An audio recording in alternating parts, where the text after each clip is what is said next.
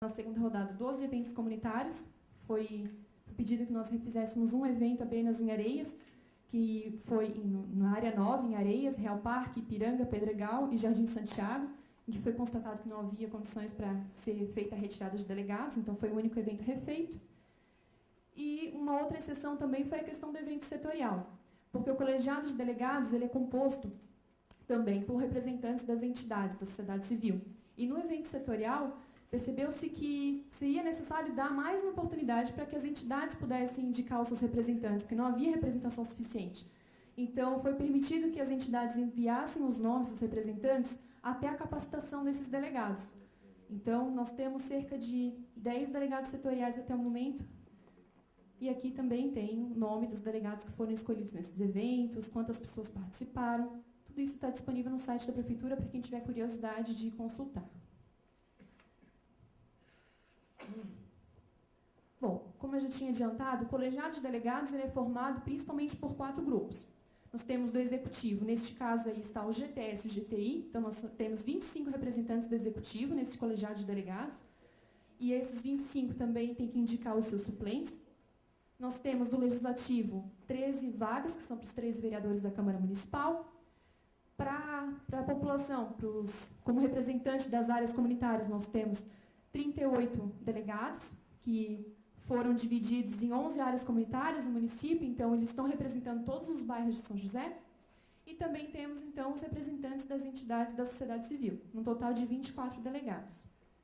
Dos comunitários, nós conseguimos quase todos os representantes, nós conseguimos preencher as 38 vagas para titulares e 36 para suplentes. E no caso dos setoriais, nós havíamos disponibilizado 24 vagas. Para eles, nós conseguimos preencher 7 titulares e 3 suplentes até o evento setorial. Agora, nós estamos coletando esses ofícios que as entidades podiam enviar para fechar esse número com mais precisão. Foi feita, então, uma primeira capacitação com esses delegados, que também foi estendida aos membros do colegiado de acompanhamento e controle. E o objetivo dessa capacitação era apresentar as noções fundamentais de planejamento urbano a partir de dispositivos legais. Então, foi feita uma primeira apresentação sobre o Estatuto da Cidade, as resoluções que orientam a participação social e outras questões relacionadas a conteúdo mínimo do plano diretor. Foi realizado no dia 14 de julho, no Centro Multiuso, com 64 presentes. Aqui nós temos uma foto mostrando como foi. E, em paralelo, a equipe técnica está desenvolvendo a leitura técnica, os mapeamentos e análises. Nós temos basicamente três campos maiores das nossas análises. Nós temos mapeamentos socioeconômicos, que, devido à dinâmica da região, nós achamos melhor até fazer mapeamentos para toda a área conurbada. Então, os nossos mapas eles incluem também Florianópolis, Palhoça e Biguaçu, porque nós vimos que seria muito complicado fazer uma análise de São José isoladamente. Então, principalmente nessas dinâmicas, já que esses municípios têm uma grande troca, seria necessário fazer nessa escala mesmo. E aí, nesse sentido, nós estamos trabalhando agora com uma mestranda da Universidade Federal de Santa Catarina, Bruna Cronenberger, o Índice de Desigualdade Socioespacial. Esse é o nome que nós estamos atribuindo até o momento, ele ainda está sendo desenvolvido. Mas seria um índice para ajudar a mapear como que se dá no território desses 4 municípios a questão da desigualdade mesmo. Então, nós fizemos até uma dinâmica na última sexta-feira com os assistentes sociais da Prefeitura de São José, para eles nos ajudarem a compor esse índice. E nós estamos estudando questões relacionadas à renda, aos chefes de família, escolaridade, estamos mapeando questões de infraestrutura, de demografia, então, para poder fazer essa análise dessa desigualdade socioespacial. No sentido do mapeamento da estrutura física, nós também estamos dando um destaque especial para a questão do sistema viário. Se a Catônica quiser complementar, nós fizemos uma série de reuniões com a equipe do Plano de Mobilidade da região metropolitana, Planos, né? Para fazer em conjunto, então, essa análise do sistema viário, porque já é dito várias vezes, não tem como fugir disso, São José ele não é porque é privilegiado, mas é porque está no centro. Então, nós precisamos realmente fazer essa análise em conjunto. E deixa eu colocar. Desde o começo desse projeto, a ideia de que um sistema integrado de transporte coletivo seja estruturador, né, independente para ser viável e sustentável, de um afinamento entre uso e ocupação do solo, daquilo que vai ser direcionado, né, as tendências que vão ser trabalhadas em todos os municípios, mas em especial São José, por estar no centro, ele, além de ter que pensar da melhor forma possível a distribuição das densidades, aonde que ele vai construir, e essa construção pode ajudar a viabilizar o transporte coletivo, né? Nós temos a questão de que nós estamos no meio e nós temos que dar conta de garantir que essas vias estruturadoras estejam resguardadas e possam receber, né, os investimentos que virão ao longo do tempo para constituir as linhas de transporte, sejam elas exclusivas, do BRT, né, o tipo de via estruturadora de transporte coletivo que for necessário para a região metropolitana, ela também, em grande parte, será necessária para São José. E, ao mesmo tempo, nós temos uma responsabilidade redobrada de fazer com que esse sistema integrado aconteça, e para ele acontecer da melhor forma para todos, é melhor que a gente garanta esses espaços, né, planejado conjuntamente. Então, a gente tem buscado usar e se aproximar e entender e até criar alternativas correspondentes à escala que a gente está estudando, né, para as propostas do estudo do plano integrado metropolitano, o PLANOS. Né? Então, isso aí é algo que os senhores podem ficar tranquilos com relação a essa, e tranquilos que eu estou dizendo que isso está sendo feito. Não deixem de cobrar e fiscalizar, né, a coerência do plano diretor, porque nós estamos bem cientes da responsabilidade que São José tem de viabilizar ou não um sistema integrado. Se tem alguém que pode botar a perder um sistema integrado de transporte coletivo da região metropolitana, seria São José, se ela não fazer caber aqui dentro, né, todas as vias estruturadoras de transporte coletivo. Então, essa responsabilidade, né, é uma responsabilidade que, enquanto ela estiver no executivo, né, e depois no legislativo, a sociedade pode ficar atenta, e a sociedade de toda a região metropolitana, atento para que sejam mantidas, né, essas principais diretrizes que têm a ver não só com o interesse local, mas o interesse da região, e uma forma de dar uma resposta para um dos maiores problemas que nós estamos enfrentando e continuaremos a enfrentar. Todos os diagnósticos apontam que o problema só vai aumentar. A taxa de motorização vai continuar aumentando, né? As pessoas vão continuar dependendo e usando de veículos individuais, enquanto não existir um transporte de qualidade atraente o suficiente, né, para fazer com que as pessoas deixem seus veículos em casa e façam os deslocamentos necessários, ou até diminuam o número de deslocamentos. Então, esse papel é indiscutível que o plano diretor de São José vai ter, e vai ter que dar uma resposta que seja boa para São José e todos os municípios do aglomerado urbano. Sim, e com relação aos mapeamentos ambientais, além do próprio conteúdo que vai ser exposto na segunda parte desse seminário de hoje, que é a questão das APPs, das cartas geotécnicas, nós estamos fazendo também o que nós, a princípio, estamos chamando de índice de áreas verdes. Então, também está sendo feito um mapeamento das áreas verdes urbanas, para que depois, ao longo do processo, e até para constituir uma base de dados, para que ao longo do tempo, nós consigamos realmente promover metas, trabalhar com isso, fazer comparações e ver como é que está se desenvolvendo a questão das áreas verdes em São José.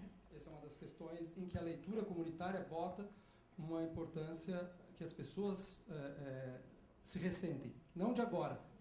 Entre 2002 e 2010, quando a gente estava na universidade, isso era algo recorrente. De lá para cá só piorou, em termos de quantidade de áreas verdes que alguns bairros da cidade tiveram o seu crescimento natural, e vai ter mais crescimento nas próximas décadas, né? Se nada for feito, nós vamos ter um problema com relação à disponibilidade de áreas verdes. Então, a gente deu uma importância, um destaque a mais para essa questão, para além de tudo o que a gente vai tratar agora sobre a parte de áreas de risco e APPs, né?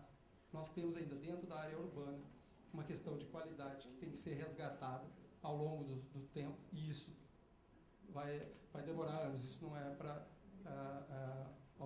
poucas gestões, né? Isso é algo que a gente vai recuperar ao longo do tempo, esse índice de áreas verdes para cada bairro, tentar tomar um outro rumo e poder dar uma resposta para a sociedade. E, claro, nós temos outras análises, outros mapeamentos, mas nós destacamos esses porque são os que chamam mais atenção e que norteiam principalmente agora as nossas análises, né, que são os nossos focos. Até durante a primeira rodada de eventos, naquela coleta preliminar que nós fazíamos, as pessoas daqueles eventos nos diziam algumas prioridades. Então, isso também ajuda a gente agora a estabelecer onde que nós precisamos buscar mais informações para atender, para dar uma resposta, para compor essa leitura da realidade municipal, que ela é basicamente o confrontamento desses mapeamentos que a gente está fazendo com o que as pessoas nos dizem também, né, o que elas vivenciam no dia a dia. E outras questões também, nós estamos fazendo, como já foi mencionado, uma série de reuniões com as equipes da prefeitura de diversas áreas, e também com a equipe do Plamos, e estamos abertos sempre a fazer reuniões com a Casan, seja com uma concessionária que precisar, ou, enfim, nós estamos sempre em busca de discussão com entidades de outras áreas técnicas e de outras instâncias. Também, como um produto externo, nós temos as cartas geotécnicas, que é o que os professores vão apresentar na segunda parte, e também gostaríamos de dar um destaque para a questão do estudo demográfico que foi encomendado pelo plano diretor, com a previsão da demografia para São José até 2050. Nós realizamos, inclusive, um seminário técnico também, que foi o primeiro seminário, por isso que este é o segundo, e esse primeiro seminário foi feito no dia 8 de abril, aqui também, nesse mesmo auditório, para a apresentação dessa projeção demográfica. No final, nós tivemos uma mesa de debates com o engenheiro Cássio Taniguchi, o superintendente da região metropolitana, com o engenheiro Guilherme Medeiros também, que hoje está aqui prestigiando o nosso evento, e com o próprio demógrafo, que foi o autor do estudo demográfico, né? Aí nós tivemos a presença da prefeita Deliana na abertura, nós também tivemos a presença do auditor Gerson Sica, que também está aqui hoje nos prestigiando. Obrigada pela presença. Bom, como eu estava falando antes, a gente precisa trazer informações para as pessoas para agregar mais elementos, para a gente ir além da percepção, do senso comum ou do achismo até.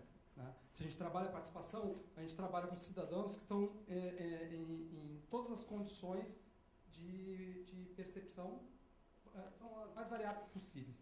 Né? E a gente precisa colocar alguns dados concretos.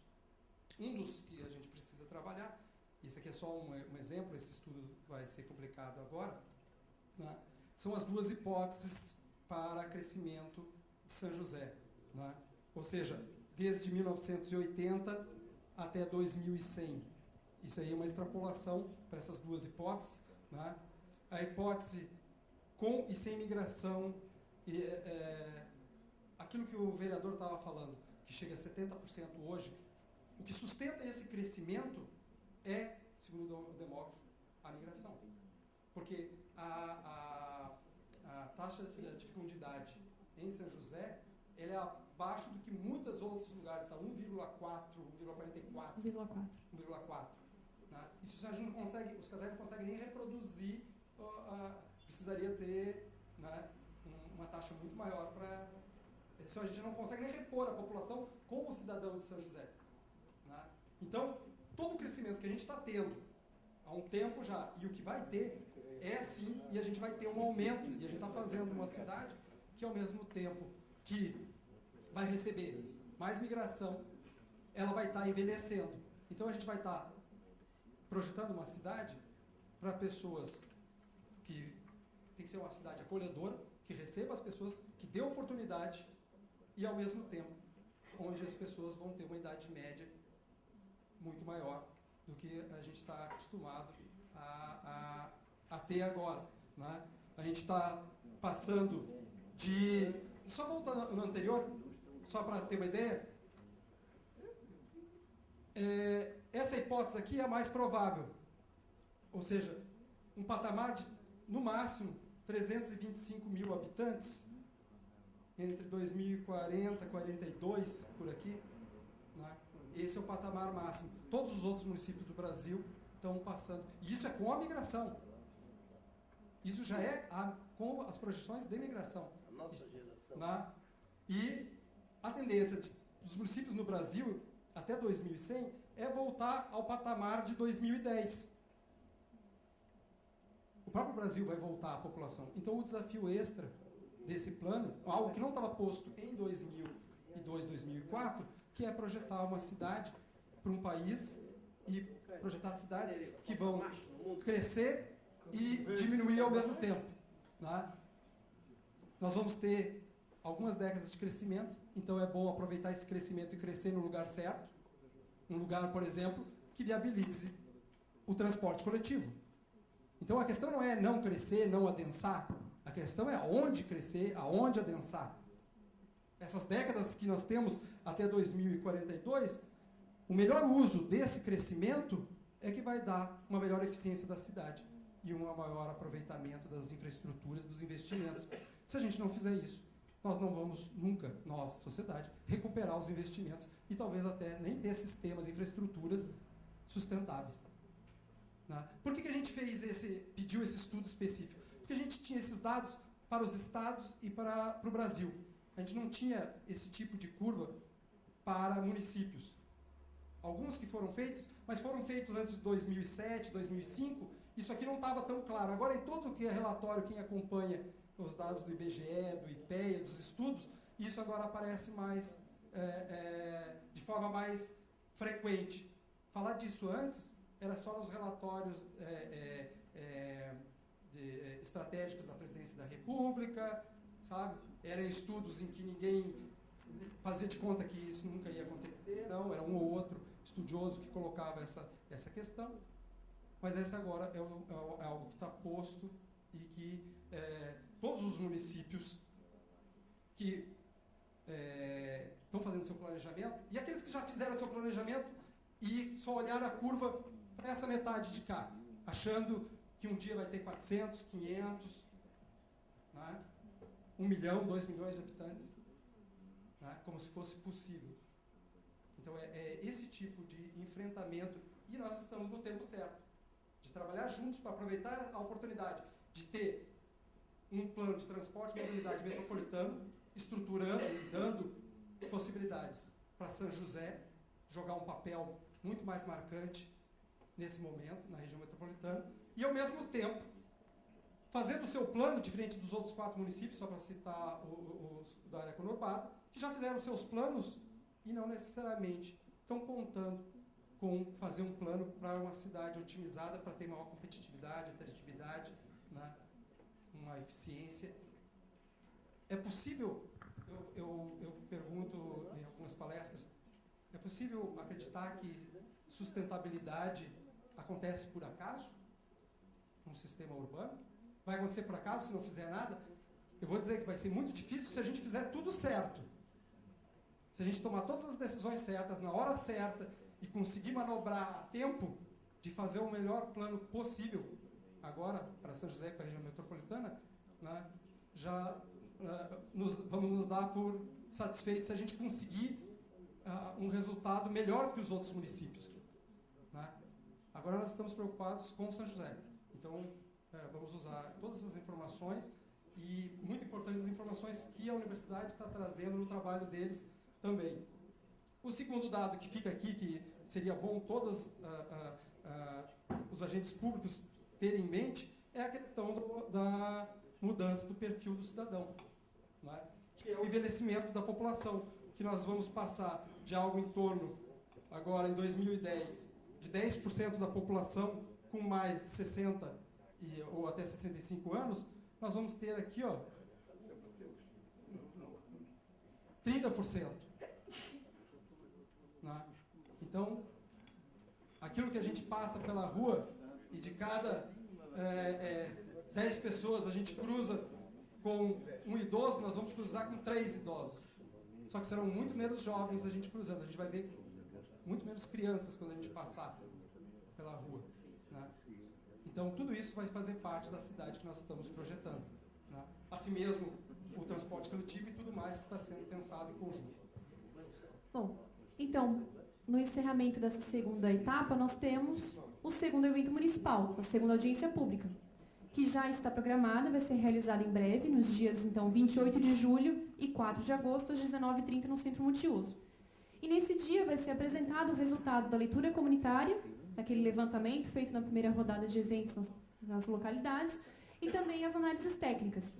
Esses dados ali da demografia no relatório completo, os mapas que vão ser apresentados na segunda parte e outros mapeamentos vão ser todos apresentados e disponibilizados, então, nessa segunda audiência pública. A terceira etapa, ela é basicamente a formulação dos objetivos e diretrizes para o novo plano. E ele vai ser desenvolvido a partir das oficinas de planejamento, que são encontros que serão feitos com os delegados, que foram escolhidos naquela segunda rodada de eventos. Nós já temos esse calendário todo fechado também. E todo esse material da leitura técnica e da leitura comunitária vai servir como base para que esses delegados consigam fazer, então, essas deliberações, essas definições de conteúdo. Vai ser uma deliberação informada, né? Para isso que a gente está fazendo esse mapeamento todo. A previsão de duração dessa etapa é de final de julho até início de outubro, que é basicamente as oficinas, passa um pouco que a gente tem que formular o material que vai chegar das oficinas, né? Então, agora eu vou começar a apresentar para vocês as etapas que nós estamos ainda por desenvolver, né? A terceira etapa vai ser iniciada agora, com as oficinas, e a quarta e quinta etapas também. Então, as datas que eu vou apresentar agora são previsões, é o que a gente está se programando para conseguir cumprir, né? Na quarta etapa, então, nós temos a consolidação daqueles objetivos, das diretrizes, a consolidação do anteprojeto do plano diretor. E a previsão é que ela seja feita, então, durante os meses de setembro e outubro, com o material que volta das oficinas e a formulação do texto base do plano. Ele é encerrada, a quarta etapa, com uma terceira audiência pública, que tem como objetivo a apresentação desse anteprojeto e também das regras de consulta pública. Assim que esse documento estiver finalizado com o conteúdo das oficinas, vai ser aberto um período para consulta pública, que começa no dia 15 de outubro, assim que é lançada essa terceira audiência, né? E esse período de consulta pública nós colocamos, então, dentro da quinta etapa, que é a elaboração da versão final da proposta de lei do plano diretor. Então, a consulta pública é um período em que esse anteprojeto vai ficar disponibilizado, provavelmente no próprio portal da prefeitura, em que todos terão acesso, vão poder acessar o documento com antecedência e vão poder botar ali as suas dúvidas, sugestões para que a equipe técnica possa redigir os pareceres, as recomendações. E depois, na audiência pública do dia 1º de dezembro, vai ser aberta a conferência final. Nessa conferência, então, a gente apresenta tudo o que foi coletado e consolidado da consulta pública, para que os delegados possam fazer, então, as deliberações de quais que vão ser as alterações, quais que não vão ser no documento final do plano diretor. E está previsto que a conferência final seja realizada, então, a partir do dia 2 de dezembro até dia 22.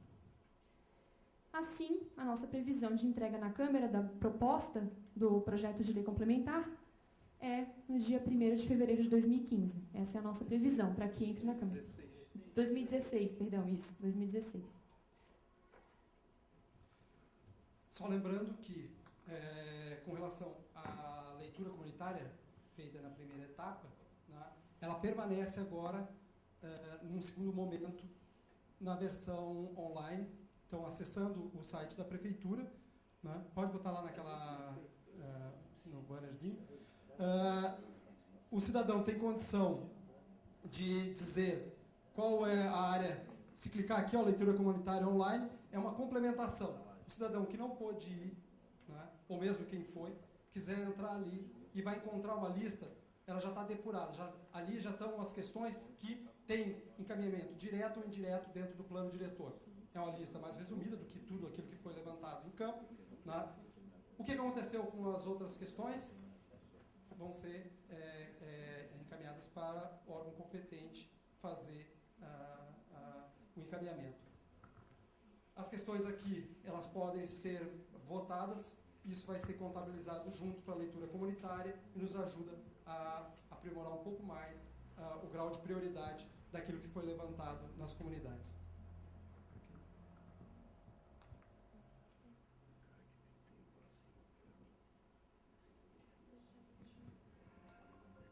gostaria de...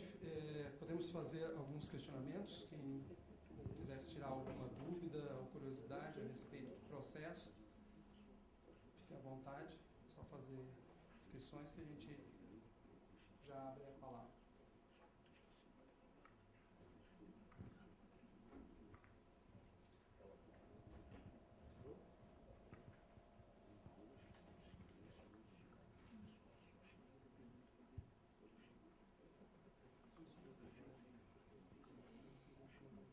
Bom, então, não tendo, gostaria de convidar vocês a fazermos então um intervalo antes da segunda parte, em que nós vamos retomar com os mapeamentos da área de preservação permanente, segundo o Código Florestal, o antigo e o novo, as relações entre eles e a apresentação dos professores da Universidade Federal das cartas geotécnicas. Ok.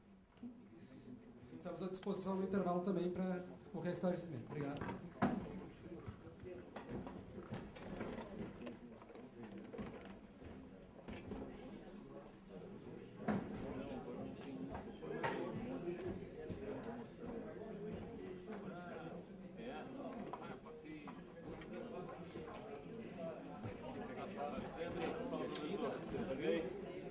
Beleza, tô tentando ver um horário lá com vocês. Ah, beleza.